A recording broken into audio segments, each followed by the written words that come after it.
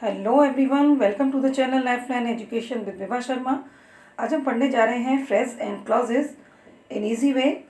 ये English grammar का एक बहुत ही कंफ्यूज कर देने वाला टॉपिक है जो कि बच्चों को उलझाए रखता है। सेंटेंसेस क्या हैं, वर्ब क्या हैं, पार्ट्स ऑफ सेंटेंस क्या है, ये सारी चीज़ें। और इससे पहले मैंने ये जो सेंटेंस के पार्ट्स होते हैं इनकी डेफिनेशंस और एग्जाम्पल के थ्रू बहुत अच्छे से समझा रखा है। अगर आपने नहीं देखे हैं तो वीडियो जाकर आप देख सकते हैं इंग्लिश की लिस्ट में, ठीक है ना। तो आज हम इनको 1 बाय 1 समझेंगे। तो बिना देरी किए हुए स्टार्ट करते हैं आज का वीडियो। चैनल पर पहली बार हैं तो सब्सक्राइब जरूर कर लें। क्वेश्चन है, हम क्वेश्चन के तौर पर इसको पढ़ लेते हैं। What is phrase? फ्रेज का मीनिंग जो होता है वो होता है हिंदी में वाक्यांश, यानी कि वाक्य का कोई एक अंश होता है जिसे हम इंग्लिश में फ्रेज कहते हैं। A group of words which have a special meaning not have subject. तो यहाँ पे आप मीनिंग तक समझेंगे तो क्या होता है, इसमें सब्जेक्ट नहीं होता, लेकिन ये सेंटेंस का ही एक इम्पॉर्टेंट पार्ट हो सकता है, हो भी सकता है और नहीं भी, है ना। यानी कि अगर इसका यूज़ हुआ है तो ये सेंटेंस का एक पार्ट माना जाता है। एग्जाम्पल के थ्रू देख लेते हैं। First example, when it rains. देखिए यहाँ पे जो पॉइंट हो रहा है, डेट डेट डैश हो रहा है, इसका मतलब है यहाँ पे हमें कुछ फिल करना है तो हम उस सेंटेंस को कंप्लीट कर पाएंगे। लेकिन अगर आप इसको पढ़ते हैं तो व्हेन इट रेन्स इसका कोई अपना एक मीनिंग नहीं हो पाता है। व्हेन इट रेन यानी कि वर्षा, जब वर्षा होती है, यानी कि इससे पहले एक बात जो होती है वो अधूरी है ना।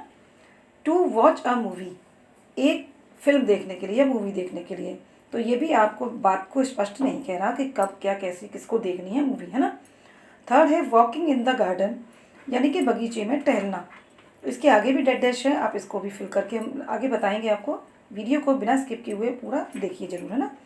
फोर्थ है फॉर गॉड शेक, यानी कि ईश्वर के लिए, यानी भगवान के लिए बोलते हैं ना, फॉर गॉड शेक। तो इस टाइप से क्या है, ये हमने 4 एग्जाम्पल यहाँ पे दिए हुए हैं और जो डेड डैश है इनको हम फिल कर देते हैं तो ये पूरा हमारा कंप्लीट सेंटेंस हो जाता है। अब थोड़ा उसको छोड़कर पढ़ लेते हैं what is a clause. Clause क्या होते हैं? तो फ्रेज के बाद क्लॉज जो होता है, क्लॉज बड़ा होता है, फ्रेज छोटा होता है। क्लॉज को हिंदी में उपबंध कहते हैं। अ कंप्लीट सेंटेंस और a part of sentence but have a subject and verb. According to definition हमने देख लिया है कि इसमें सब्जेक्ट और वर्ब होना कंपलसरी है, जबकि क्लॉज में ऐसा नहीं था।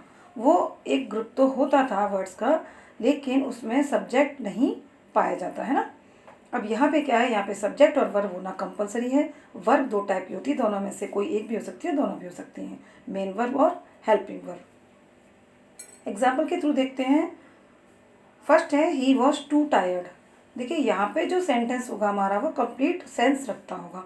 अगर हम ना भी कुछ भी यूज़ करें, यहाँ पे फ्रेज का यूज़ ना करें, तब भी ये कंप्लीट सेंटेंस होगा। तो ही वॉज टू टायर्ड यानी कि वह बहुत थका हुआ था। Mohan is a poor boy, Mohan एक गरीब लड़का है। अगर हम इसको आगे ना भी बढ़ाएं तो भी ये अपना कंप्लीट सेंस रखता है। So that is clause.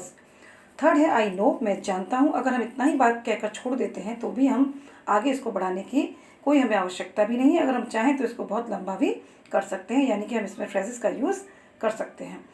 Dash के बाद है I am feeling better today, आज मैं पहले से अच्छा महसूस कर रहा हूँ या पहले से अच्छा महसूस कर रही हूँ। तो इससे पहले हम और भी कुछ यूज़ कर सकते हैं जिसे हम फ्रेज के रूप में एक्सेप्ट कर सकते हैं, ले सकते हैं, है ना।